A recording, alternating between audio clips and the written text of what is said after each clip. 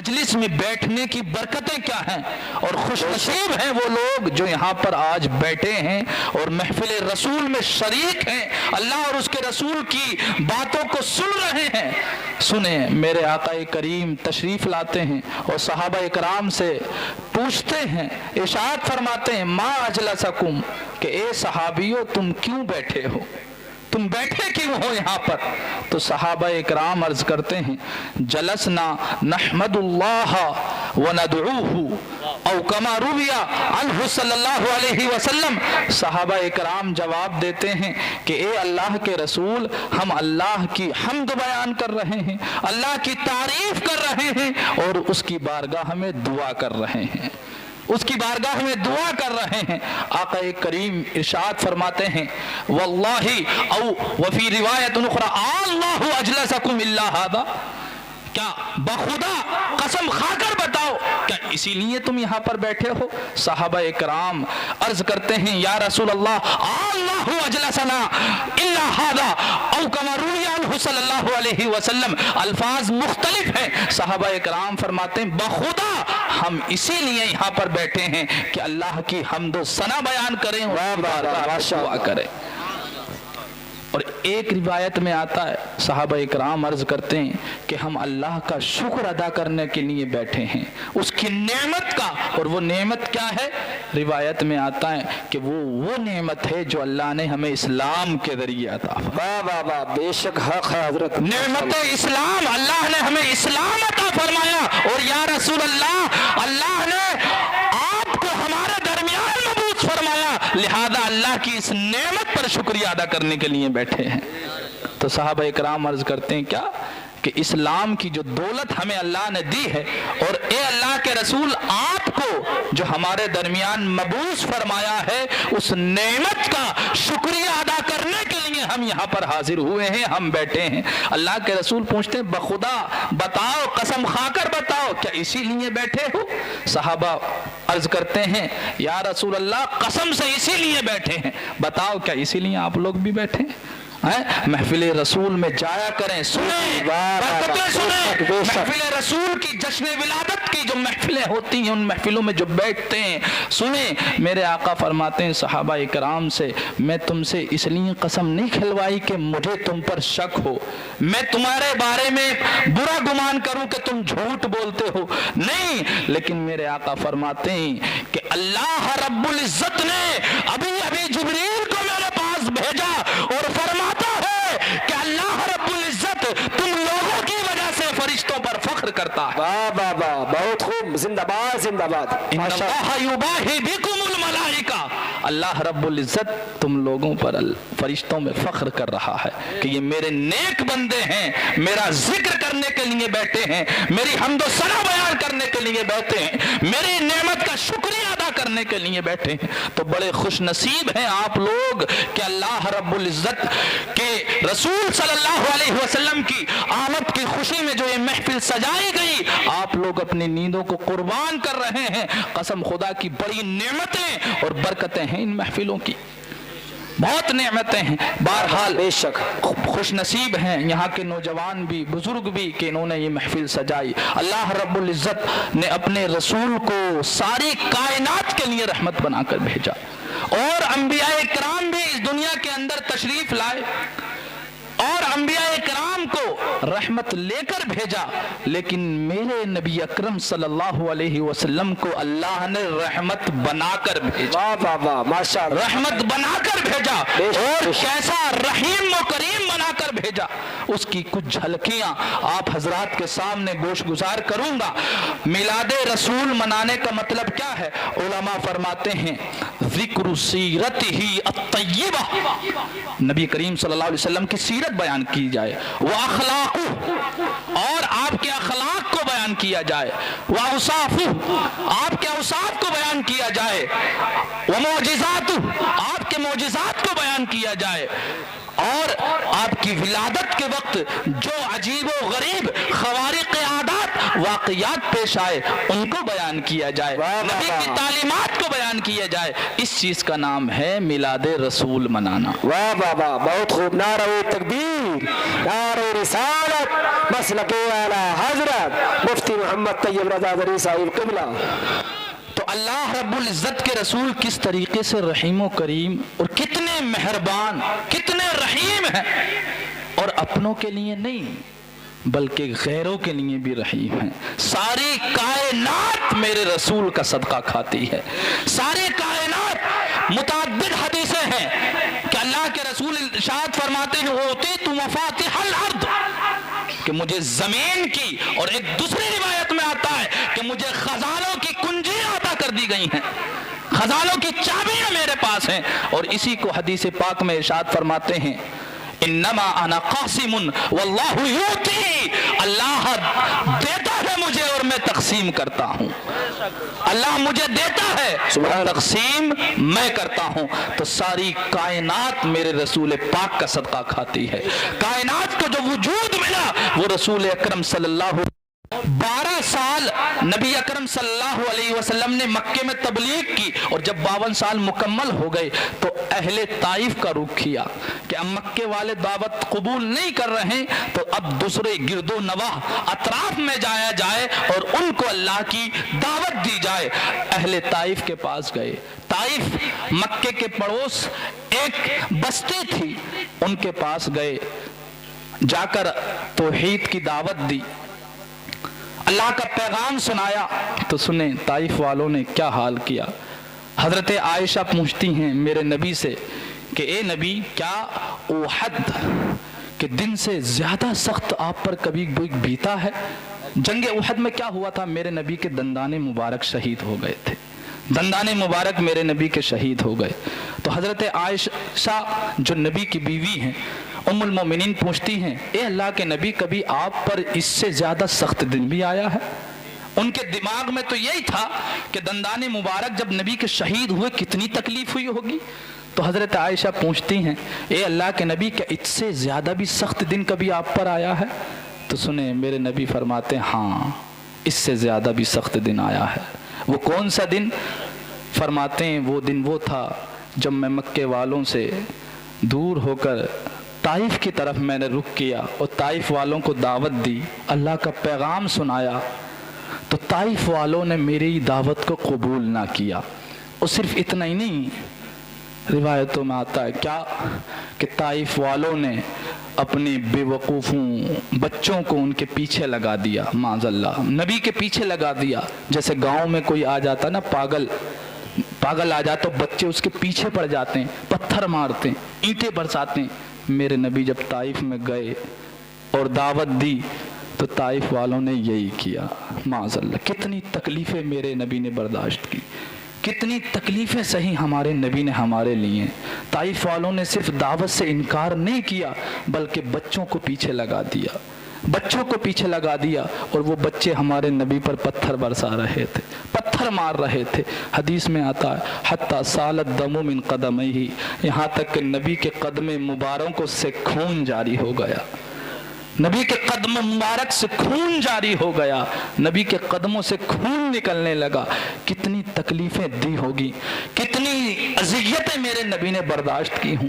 جو سید کائنات ہے، جس کے ہاتھ میں سارے خزانوں کی کنجیاں ہیں، وہ نبی ہمارے لیے پتھر کھا رہا ہے، وہ نبی ہمارے لیے تکلیفیں برداشت کر رہا ہے۔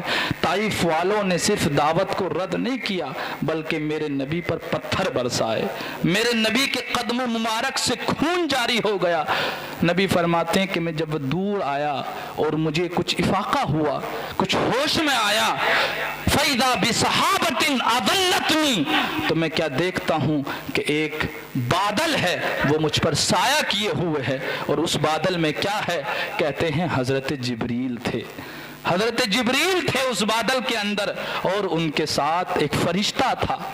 حضرت جبریل فرماتے ہیں، عرض کرتے ہیں یا رسول اللہ، یہ فرشتہ ہے، یہ فرشتہ ہے، اور یہ فرشتہ کائے کا ہے؟ پہاڑوں کا فرشتہ ہے۔ اللہ نے اسے پہاڑوں کا کام دیا ہے، پہاڑ اس کے حکم سے چل جاتے ہیں، اللہ نے اس کو سونپ دی ہے پہاڑوں کی ذمہ داری۔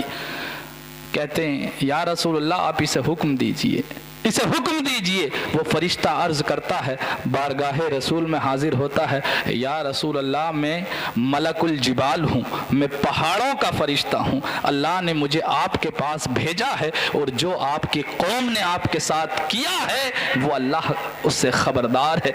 अल्लाह ने वो देखा, या नबी या रसूल अल्लाह इन शिअत अतबक़्तु अलैहिमुल अख़शबैन व फी रिवायतिन उख़रा इन शिअत अन उतब्बिक़ अलैहिमुल अख़शबैन फ़अलतु। या रसूल अल्लाह बस आप हुक्म फरमाइए, मैं अगर आप हुक्म फरमा दें तो इन पहाड़ों को इनके ऊपर पलट दूं, इन पहाड़ों के नीचे इनको तबाह बर्बाद कर दूं। या रसूल अल्लाह बस आप एक हुक्म फरमाइए। आपको इतना सताया है, कदमों से नबी के खून जारी हो गया। फरिश्ता हाजिर है मेरे नबी की बारगाह में और अर्ज करता है, या रसूल अल्लाह बस आप हुक्म फरमाइए। इन शिअत अतबक़्तु अलैहिमुल अख़शबैन, अगर आप एक हुक्म फरमा दें तो आपका इशारा अगर हो जाए तो दोनों पहाड़ों के बीच में इस बस्ती को तबाह बर्बाद कर दूं। लेकिन सुने, आज अगर हमारे ऊपर थोड़ा सा कोई जुल्म सितम कर दे, थोड़ा सा कोई सता दे और हमारे पास थोड़ी कमजोरी हो, ताकत ना हो, हमारे पास पावर ना हो, तो जवाब ये देता है, बेटा देख लूंगा तुझे भी। थोड़ी सी ताकत जब आती है तो उसका सत्यानाश कर देता है, उस पर तरह तरह के जुल्म सितम कर देता है कि इसने मुझे गाली दी थी, इसने मुझे थप्पड़ मारा था, आज मेरे पास पावर है तो मैं इसका वो बदतर से बदतर हाल करूंगा। लेकिन सुने, मेरे नबी की रहमत देखें, हमारे नबी की तालीम देखें कि हमारे नबी हमें क्या सिखाते हैं। आज जो थोड़ी सी पावर आ जाए तो किसी गरीब को बेचारे ने अगर कुछ गलती से कुछ तकलीफ पहुंची हो तो उसका बुरा हाल कर देते हैं। और अगर मिसाल के तौर पर हमारे ही मुआशरे में देख लीजिए, प्रधानी का इलेक्शन आता है, इसने वोट नहीं दिया था, मैं इसे छोड़ूंगा नहीं, होता है ये हर गांव में, मतलब मैं आपके गांव की नहीं बता रहा हूँ, ये हर गांव में होता है। अगर पावर आ जाती है, जीत जाता है तो उसका बेचारे का सत्यानाश कर देता है। लेकिन मेरे नबी की सीरत देखें, मेरे नबी की सीरत का मुताला करें, हमारे नबी हमें क्या तालीम दे रहे हैं। हमारे नबी को मक्के वालों ने कितनी तकलीफें दी, कितनी अज़ियतें दी, रास्ते में कांटे हमारे नबी को बिछाए। 3 साल तक हमारे नबी का बाइकाट मक्के वालों ने कर दिया, मुहासरा कर लिया। नबी करीम सल्लल्लाहु अलैहि वसल्लम के ऊपर ओझड़ियां डाली गई, कितनी तकलीफें दी। आखिर में हमारे नबी को अपना घर ही छोड़ना पड़ गया। पूछें उसके दिल से क्या गुजरी होगी उस नबी पर जब अपना प्यारा मक्का छोड़ा होगा। जिस मक्के में परवरिश पाई, जिस मक्के में बड़े हुए, उसकी दरो दीवार से प्यार। हम जिस घर में पैदा हों, जिस मोहल्ले में पैदा हों, वो मोहल्ला हमें प्यारा हो जाता है। मेरे नबी ने तो पूरा शहर छोड़ दिया, तो उस नबी के दिल पे क्या बीती होगी। लेकिन सुने, जब मक्के वालों पर वापस आए और गलबा हो गया, मेरे नबी को ताकत पावर मिल गई, और जब फतह मक्का हुआ तो मक्के वाले सोच रहे थे कि हमने बड़ी तकलीफें दी हैं इस नबी को, हमने बड़ा सताया है इस नबी को, पता नहीं क्या हाल हो। लेकिन सुने, मेरे नबी का वो तारीखी जुमला है, हमें दर्स लेना चाहिए इससे। मेरे नबी पर इतना जुल्म सितम किया मक्के वालों ने, इतना सताया मक्के वालों ने। जब मेरे नबी ने मक्के को फतह किया तो लोगों से इरशाद फरमाया, इज़हबू अंतुम तुलका, ए मक्के वालों आज तुम आजाद हो जाओ। अल्लाहु अकबर। मेरे नबी ने बदला नहीं लिया जो आज हम बदला लेते हैं। थोड़ी सी पावर आ जाए तो पता नहीं क्या हाल कर देते। नहीं, हमारे नबी हमें क्या दर्स देते हैं, क्या तालीम देते हैं, यहाँ से सीख कर जाएं। बेशक जलसों में हाजिर होना अच्छी बात है, बरकतें मिलती हैं, लेकिन असल उसकी बरकत वो है कि आज नबी की तालीम को अपने सीनों में लेकर जाएं और उस पर अमल करें। कितनी तकलीफें मेरे नबी को दी मक्के वालों ने। जब फतह मक्का के मौके पर मेरे नबी ने तारीखी जुमला दिया, इज़हबू अंतुमुत तुलका, कि मक्के वालों जाओ आज तुम आजाद हो। मेरे नबी ने बदला नहीं लिया, किसी को सताया नहीं, किसी को सिताया नहीं। सुने, ताइफ वालों ने कितनी तकलीफें दी, नबी के कदमों से खून जारी हो गया। फरिश्ता हाजिर है बारगाह में और अर्ज करता, या रसूल अल्लाह एक इशारा फरमा दें, आप एक इशारा फरमा दें, अगर आप चाहें دوں, ریزہ ریزہ کر دوں. لیکن سنیں میرے نبی نے کیا ارشاد فرمایا. اگر آج ہم ہوتے اور ہم میں کے جوان کیا کرتے ہیں, یا ہمارا حال کیا ہے, اگر تھوڑی سی پولیس پیچھے لگ جائے تو اس کا پتہ نہیں کیا سے اندر کرا دوں گا, اور یہ کر دوں گا اور وہ کر دوں گا. سنیں میرے نبی کی تعلیم دیکھیں, سیرت دیکھیں. فرشتوں کا, پہاڑوں کا فرشتہ حاضر ہے اور عرض کرتا یا رسول اللہ بس ایک اشارہ فرما دیں, اگر آپ چاہیں تو دونوں پہاڑوں کے بیچ اس بستی کو تباہ و برباد کر کر رکھ دوں. لیکن سنیں میرے نبی نے ارشاد فرمایا اللہ بل ارجو, بلکہ مجھے یہ امید ہے لعل اللہ ان یخرج من یعبد اللہ وحدہ ولا یشرک بہ شیئا او کما روی عنہ صلی اللہ علیہ وسلم. میرے نبی نے تاریخی جملہ دیا, فرمایا نہیں بلکہ مجھے یہ امید ہے کہ میرا رب ان کے درمیان سے موحدین کو پیدا فرمائے. واہ واہ واہ, بہت خوب, ماشاءاللہ. نعرہ تکبیر, نعرہ رسالت, مسلک اعلی حضرت. واہ واہ واہ, ماشاءاللہ. میرے نبی نے تعلیم دی, درس دیا, اور فرشتے سے فرمایا نہیں بلکہ میں یہ امید کرتا ہوں کہ انہیں کی نسلوں سے عبادت کرنے والے اللہ کے پیدا ہوں گے, اللہ کے برگزیدہ انہی نسلوں سے پیدا ہوں گے, اللہ کو ماننے والے انہی نسلوں سے پیدا ہوں گے. تو میں جو اوپر ظلم و ستم کیا ہے میرے نبی پر طائف والوں نے رضائے الہی کے لیے معاف فرما دیا, رضائے الہی کے لیے معاف فرما دیا. تو ہمیں بھی ہمارے نبی کی تعلیمات پر یہ درس ملتا ہے کہ اگر ہمارے پاس پاور آ جائے, ہمارے پاس طاقت آ جائے, تو ہم کسی پر ظلم و ستم نہ کریں بلکہ معاف کرنا سیکھیں, معاف کرنا سیکھیں. خذ العفو وامر بالعرف واعرض عن الجاہلین. اللہ نے اپنے نبی کو حکم دیا خذ العفو, اے نبی درگزری سے کام لو, اے نبی درگزری سے کام لو, معاف کرو. اور ہمیں بھی معاف کرنے کا حکم دیا.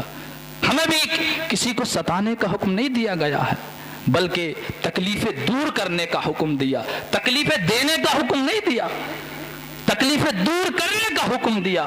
میرے نبی ارشاد فرماتے ہیں من فرج عن مسلم کربتا فرج اللہ عنہ بہا یوم القیامت کربتا من کرب یوم القیامہ.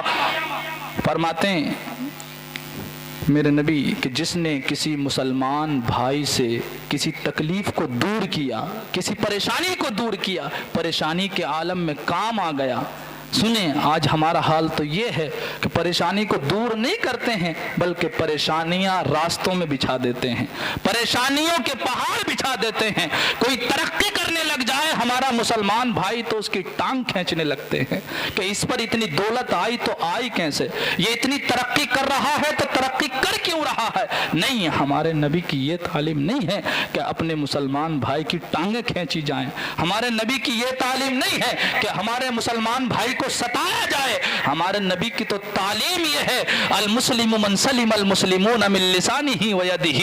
مسلمان تو وہ ہے کہ جس کی زبان سے بھی مسلمان محفوظ رہیں اور اس کے ہاتھ سے بھی مسلمان محفوظ رہیں. مسلمان تو وہ ہیں یار کہ نہ زبان سے کسی کو تکلیف ہو نہ اس کے ہاتھ سے کسی کو تکلیف ہو. اور آج ہمارا حال کیا ہے, محبت رسول کا دعویٰ کرتے ہیں لیکن گالیاں دیتے ہوئے نظر آتے ہیں, تکلیفیں دیتے ہوئے نظر آتے ہیں. ہمارے نبی کی یہ تعلیم نہیں ہے. ہمارے نبی کی تعلیم ہے مدد کرنا, دوسروں کی مدد کرنا سیکھیں, دوسروں سے تکلیفیں دور کرنا سیکھیں.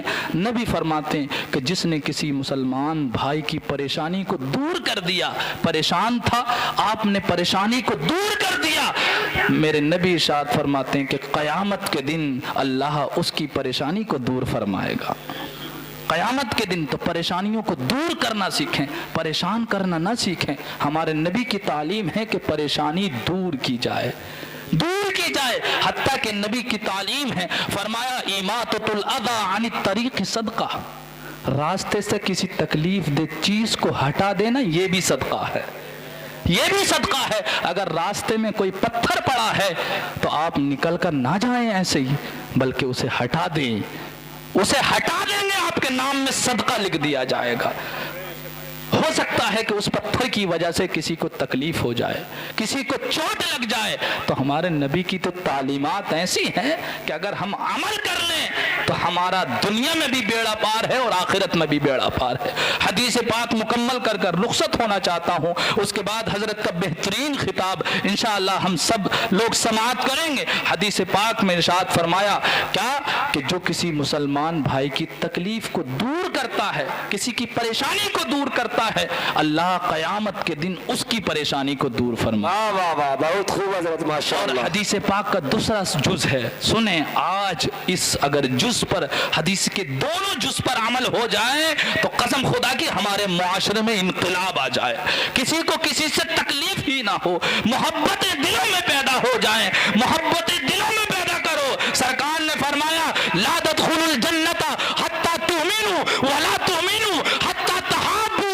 अफला अदुल्लुकुम अला शैइन इदा फअलतमुहु तहाब्बतुम अफशु सलाम बैनकुम। मेरे नबी इरशाद फरमाते हैं उस वक्त तक तुम जन्नत में नहीं जा सकते जब तक कि तुम मोमिन ना बन जाओ। और मोमिन कैसे होगे? उस वक्त तक तुम मोमिन नहीं बन सकते जब तक कि आपस में तुम महबूब ना बन जाओ, एक दूसरे से मोहब्बत ना करने लग जाओ, तो उस वक्त तक आप मोमिन कामिल नहीं बन सकते। ईमान आपका उस वक्त कामिल होगा जबकि आपस में आपके दिलों में मोहब्बतें पैदा हो जाएं। तो हमारे नबी ने मोहब्बत का पैगाम दिया है, हमारे नबी ने मोहब्बतें सिखाई हैं, नफरतों को दूर करना सिखाया है, अदावत को दूर करना सिखाया है। हमारे नबी ने सिखाया कि आपस में एक दूसरे से मोहब्बत करो। और मोहब्बत कैसे होगी? आका फरमाते हैं कि मैं तुम्हें ऐसी चीज न बता दूं कि जो तुम कर लो तो तुम्हारे दरमियान मोहब्बत हो जाए, आपस में मोहब्बत हो जाए, नफरतें दूर हो जाए, अदावतें दूर हो जाए, बुग़्ज़ व हसद दूर हो जाए।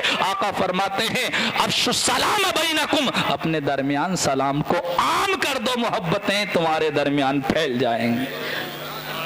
सलाम किया करो, छोटे बड़ों को सलाम करें, बड़े छोटों को सलाम करें। सलाम का ये मतलब नहीं है कि मालदार सलाम करे, सिर्फ मालदार को सलाम किया जाए, नहीं, बल्कि गरीब को भी सलाम किया जाए, रज़ाए इलाही के लिए सलाम करो। आका दूसरी हदीस पाक में इरशाद फरमाते हैं कि यहूदी कौम सबसे ज्यादा जो जिस चीज से जलती है तुमसे वो सलाम है, कि सलाम तुम्हारे पास एक ऐसी अजीम दौलत है कि सबसे ज्यादा हसद इसी सलाम से यहूदी कौम को है। आज हमने सलाम करना ही छोड़ दिया आपस में, इसीलिए हमारे दरमियान नफरतें हैं, अदावतें हैं, दुश्मनियां हैं, हसद है, बुग़्ज़ हमारे सीनों में घर कर गया है। नहीं, हमारे नबी की सलाम है, हमारे नबी की तालीम है, अफ़शु सलाम बैनकुम। मदीने सल्लल्लाहु अलैहि वसल्लम जब मदीने शरीफ हिजरत करके गए तो हजरत अब्दुल्ला बिन सलाम इरशाद फरमाते कि सबसे पहली बात जो मैंने नबी की ज़बान से सुनी वो ये थी अफ़शु सलाम बैनकुम, कि अपने दरमियान सलाम को फैलाओ, अपने दरमियान सलाम को आम करो। मेरे नबी जब मक्के से हिजरत करके जा रहे हैं मदीने तो सबसे पहली तालीम दे रहे हैं लोगों को अफ़शु सलाम बैनकुम, कि अपने दरमियान सलाम फैलाओ, अपने दरमियान सलाम को आम करो, सलाम से मोहब्बतें पैदा होंगी। हदीस पाक मुकम्मल करूं, अल्लाह के रसूल इरशाद फरमाते हैं मन सतरा मुस्लिमन सतरहुल्लाहु यौमल क़ियामा। आका फरमाते हैं सुने, जो आज हम चौराहों पर खड़े होकर एक दूसरे की इज्जतें उछालते हैं, चौराहों पर खड़े होकर एक दूसरे की बुराइयां करते हैं, सुने मेरे नबी क्या इरशाद फरमाते हैं, किसी की बुराई ना करो, किसी की इज्जत से खिलवाड़ मत करो, किसी की इज्जत चौराहों पर खड़े होकर ना उछालो। अगर किसी की कोई बुराई पता चल जाए तो मेरे नबी का पैगाम है कि उस बुराई को छुपाए रखो, उसकी इज्जत की तुम पगड़ियां ना उछालो, उसकी चौराहों पर खड़े होकर। मेरे नबी फरमाते मन सतरा मुस्लिमन सतरहुल्लाहु यौमल क़ियामा, कि जो अपने मुसलमान भाई की पर्दा पोशी करता है कल क़यामत के दिन अल्लाह रब्बुल इज्जत उसके ऐबों को छुपाएगा। तो ऐबों को छुपाना सीखें, ऐबों को उछालना नहीं, इज्जतें देना सीखें, इज्जतें लेना नहीं। हमारे नबी की तालीम है मन सतरा मुस्लिमन, अगर किसी का कोई ऐब आपको पता चल जाए कि इसके अंदर ये ऐब है और उससे मुआशरे में कोई नुकसान पैदा नहीं होता है तो उसके ऐब को दबाए रखो, उसके ऐब पर पर्दा डालो, उस पर्दे की वजह से कल क़यामत के दिन अल्लाह तुम्हारे ऐबों को पर्दा, तुम्हारे ऐबों को छुपाएगा। अरे हमारे ऐब कितने हैं यार, کون آج تنہائی میں گناہ کرنے سے محفوظ ہے؟ خاص کر نوجوان.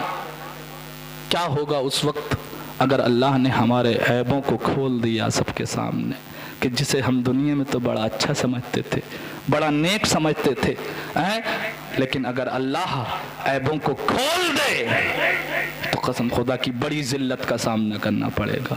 تو قیامت کو یاد کریں، اپنے نبی کی تعلیمات پر عمل کریں، عزتیں اچھالیں نہ، عزتیں بچائیں، عزتیں باقی رکھیں، اپنے نبی کی تعلیمات کو مضبوطی سے تھامے رکھیں. اگر آپ کسی کی عزت کو دنیا میں باقی رکھیں گے، اللہ قیامت کے دن آپ کی عزت کو برقرار رکھے گا. اللہ قیامت کے دن آپ کی عزت کو باقی رکھے گا. تو نبی کریم صلی اللہ علیہ وسلم کی کچھ تعلیمات آپ حضرات کے سامنے پیش کی.